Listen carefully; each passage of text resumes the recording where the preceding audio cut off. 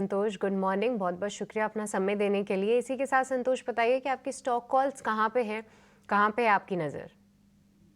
Yes, हमने Friday के trading session में आईटी स्टॉक्स में एक बहुत अच्छी रैली देखी थी। मुझे लगता है कि नॉर्मली ऐसा होता है कि वो रैली 2-3 3 दिन एक्सटेंड होती है, तो विप्रो एक काउंटर है, इसका चार्ट स्ट्रक्चर बहुत अच्छा है और इसके नतीजे 19 तारीख को आएँगे।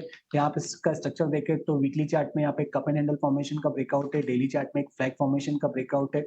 तो ये तेज़ी एक्सटेंड हो सकती है, 580 का टारगेट रहेगा, 550 का स्टॉप लॉस रहेगा। हालाँकि मुझे लगता है लार्ज कैप आउट परफॉर्म करेंगे, लेकिन फिर भी एक स्टॉक है मेरा मिड कैप से जो शायद चल सकता है। पेपर स्टॉक्स में अच्छी स्ट्रेंथ नज़र आ रही है, एक बीच में रैली देखी थी हमने, स्टॉक्स करेक्ट हुए, अपने सपोर्ट से फिर से बाउंस बैक करते नज़र आ रहे हैं। तो जेके पेपर है, जो एक पुल बैक के बाद अपने 20 डे मूविंग एवरेज से बाउंस बैक करते नज़र आ रहा है। यहाँ पर 590 का टारगेट रहेगा, 548 का स्टॉप लॉस रहेगा।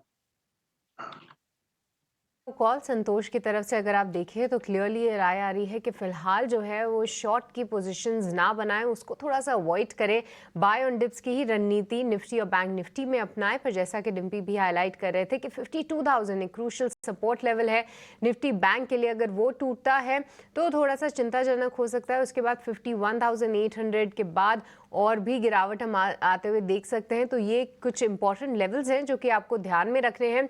पर इसके अलावा अगर हम देखें तो स्टॉक कॉल्स की तरफ से आप विप्रो ध्यान में रख सकते हैं। पूरे आईटी स्पेस में काफ़ी अच्छा एक्शन है। आज एचसीएल टेक के भी नतीजों पे हम रिएक्शन देंगे, तो उसको अगर हम देखें तो विप्रो संतोष का एक प्रेफर्ड पिक पूरे आईटी स्पेस में से। और पेपर काउंटर्स पे भी नजर रखिए। देखिए हम लगातार शरद भी हमारे लिए खबर ला रहे थे कि किस तरीके से पेपर कंपनीज प्राइस हाइक ले रही हैं।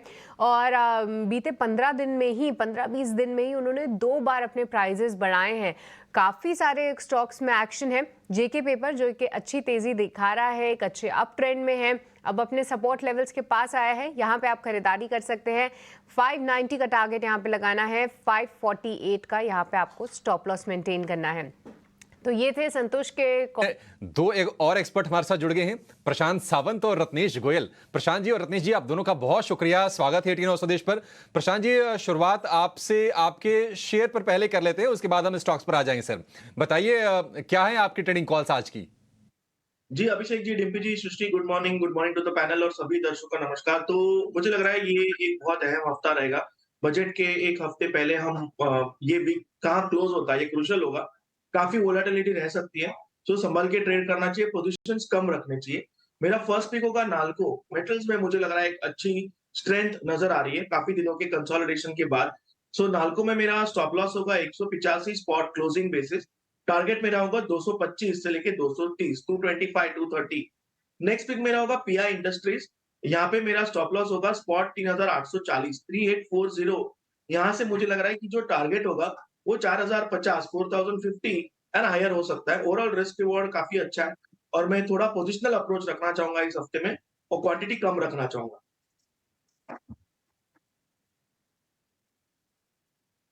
ये दो शेयर, प्रशांत जी एक काम कीजिए, आज से सर अब चूंकि बजट ठीक ठीक एक हफ्ता यहाँ से दूर रह गया है, और अगर हम ट्रेडिंग सेशंस की बात करें तो 5 ट्रेडिंग सत्र है बजट वाले दिन को अगर हम छोड़ दें तो बजट के सुपर ट्रेड भी हम जानना चाह रहे हैं। थोड़ा सा मान लीजिए हफ्ते भर का ट्रेड आप समझ के चलिए। बताइए, बजट का सुपर ट्रेड आपके तरफ से कौन सा होगा? एक शेयर सर बताइए ऐसा वाला। तो अभिषेक जी, मेरा जो ध्यान है वो टोटली फर्टिलाइजर सेगमेंट में है और यहाँ पे मुझे लग रहा है कि आरसीएफ जो मैं यहाँ पे 160-65 से रेकमेंड भी कर रहा हूँ और मैं डिस्क्लेमर देना चाहूंगा कि मैंने काफी जगह भी रेकमेंड अभी लास्ट वीक भी किया हुआ है। सो ये अभी करीबन 225-230 के बीच ट्रेड कर रहा है। यहाँ मुझे लग रहा है एक पोजिशनल अप्रोच रखना चाहिए। कोई भी टिप मिले करीबन 215-220 के जोन में इसको ऐड करना चाहिए। स्टॉप लॉस रखेंगे 190-195 के बीच स्पॉट क्लोजिंग बेसिस। यहाँ से जो पोजिशनल अप्रोच मुझे लग रहा है थोड़ा समय लग सकता है, बट ओवरऑल यहाँ से 300 से लेके 320 ये टारगेट्स नजर आ सकते हैं। तो ये एक अच्छा इन्वेस्टमेंट अप्रोच हो सकता है और ये मेरा पिक होगा।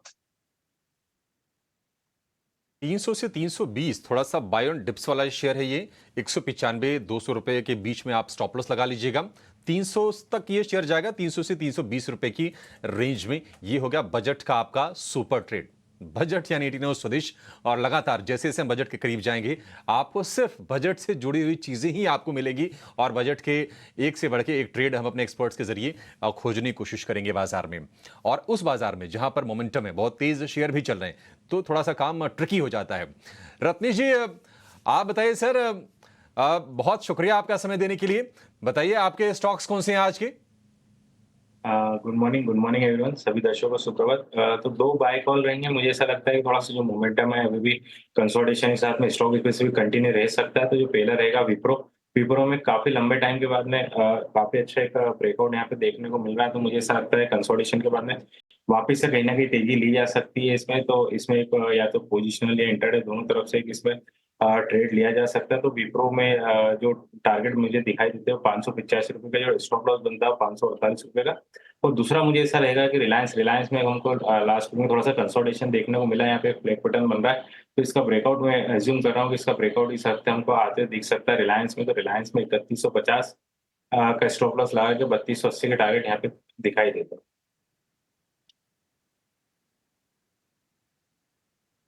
ठीक है, रिलायंस और ये विप्रो 2 शेयर होंगे ये रत्नेश जी की रडार पर। रत्नेश जी एक काम कीजिए, आप ही सर एक तो काम कीजिए कि बजट का जो सुपर ट्रेड है, एक ट्रेड थोड़ा सा पोजिशनल बेसिस पे हफ्ते भर के लिए जरा वो बता दीजिए। और दूसरा चीज लगे हाथ में आपने चूंकि विप्रो पर अपनी राय दी है, 4% ये भी शेयर चला था शुक्रवार के दिन। एचसीएल टेक पर भी व्यू दे दीजिए, नतीजे अच्छे आए हैं, शायद गैप अप ओपनिंग करे ये, लेकिन कहीं ना कहीं अब चूंकि इतनी बड़ी तेजी के बाद मन में शंका यह भी है कि क्या प्रॉफिट टेकिंग के शिकार तो नहीं हो जाएंगे। एचसीएल टेक पर आपकी रणनीति क्या होगी? आप देखिए पूरा आईटी सेक्टर काफ़ी टाइम से मतलब सालों से 1-2 साल से अंडर परफॉर्म कर रहा था, कंसोलिडेशन कर रहा था। तो अब जब तेज़ी चालू हुई, मुझे नहीं लगता इतनी जल्दी तेज़ी खत्म होगी। कहीं न कहीं कंसोलिडेशन के बाद वापस तेज़ी इसमें देखने को मिलेगी, एक गैप अप खुलता है और अगर सस्टेन कर जाता है गैप अप 15 मिनट के बाद में, तो वापस से मुझे ऐसा लगता है इसमें तेज़ी बरकरार रहेगी। तो अभी जो पहला जो इसको एक सप्लाई देखने को मिलेगा 1580-85 का, अगर उसके ऊपर निकलता है तो 1630 और फिर अपने ऑल टाइम हाई 1685 तक के लिए भी जाने के लिए सक्षम मुझे ऐसा लगता है कि इसकी इसमें ताकत है। तो इसमें कहीं भी कहीं से घबराने की बात मुझे नहीं लगता आईटी सेक्टर में पूरे ओवरऑल आईटी सेक्टर में ऐसा कोई घबराने की बात है, क्योंकि काफ़ी टाइम से अंडर परफॉर्मिंग। तो कहीं अगर गैप अप खुलने वाला कहीं भी 1580 या 1560 के माफ कीजिएगा 1580 या 1570 के आसपास में मिलता है, तो वहाँ पे वापस मेरे हिसाब से खरीदारी करना चाहिए। एक स्टॉप लॉस लगा है, प्रॉपर एक स्टॉप लॉस ₹1530 का बनता है, वो स्टॉप लॉस बना के इसमें एक पोजिशनल ट्रेड बिल्कुल लिया जा सकता है। ठीक है, आगे बढ़ते हैं। एक दो शेयर जरा मैं और पता कर लेता हूँ, कुछ नंबर्स वाले पता करता हूँ। डी मार्ट एक बार जरा दिखाएं। डी मार्ट ठीक है, एवेन्यू सुपर मार्ट के नाम से कंपनी होगी। प्रोड्यूसर साहब जरा फायर कीजिएगा। और संतोष सर जरा आप चेक करना एवेन्यू सुपर मार्ट को। हाँ, यस डिम्पी, ये काफी स्ट्रॉन्ग काउंटर है, एक अच्छा कंसोलिडेशन देखने को मिला था हमको और स्टॉक अब 20 डे मूविंग एवरेज पे सपोर्ट लेके फिर से चलने को तैयार है। मुझे लगता है बजट में भी कंजम्पशन पे फोकस रहेगा, तो ये स्टॉक एक ऐसा है जो उस थीम पे चल सकता है। यहाँ पर खरीदारी कर सकते हैं। नीचे एक 4700 का एक बहुत अच्छा बेस है। ये स्टॉक मुझे लगता है आने वाले समय में बहुत जल्दी आपको 5500-6000 के लेवल दिखा सकता है। जैसे जोमेटो चला ना, ऐसे लोग कहते हैं कि आरवीएनएल भी चलेगा। आरवीएनएल ये मत देखो कितना चल चुका है, ये देखो कितना और चल सकता है। एक बार रत्नेश सर मैं इसी क्वेश्चन पे आपके पास आ रहा हूँ।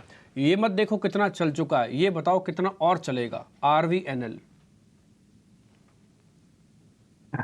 बिल्कुल डिम्पी जी, ये तो खैर अधिकतर सभी इवन मैं तो कहता हूँ बाजार के लिए भी देखना चाहिए कि ये मत देखो कितना चल चुका है, देखो कितना और चल सकता है। पूरी थीम इंडिया के लिए आरबीएनएल में तो खैर काफी बड़ा स्कोप जो उसने एमओयू साइन करी है आरबीएनएल की, तो वो काफी बड़ी मुझे ऐसा लगता है काफी बड़ा गेम चेंजर है वो एमओयू। तो इसमें बिल्कुल अभी भी मुझे ऐसा लगता है कि अगर किसी ने ले रखा है तो बिल्कुल इसको होल्ड रखें। मेरे हिसाब से 580 एक काफी महत्वपूर्ण सपोर्ट लेवल है। ये बहुत शॉर्ट टर्म का बता रहा हूँ मैं आपको, भी बहुत नियर टर्म का। तो 580 रुपए इसके मतलब जब तक ये नहीं तोड़ता मेरे हिसाब से इसमें चाल अभी बनी रह सकती है। जो चाल इसको लेके जा सकती है करीब करीब अभी यहाँ पे 700 से 750 रुपए का टारगेट आ सकता है, पर थोड़ा कंसोलिडेशन करेगा क्योंकि जो रन अप आया काफी बड़ा बहुत फास्ट आया है, तो इसलिए थोड़ा कंसोलिडेट करके बाद में वो टारगेट हमको देखने को मिल सकते हैं।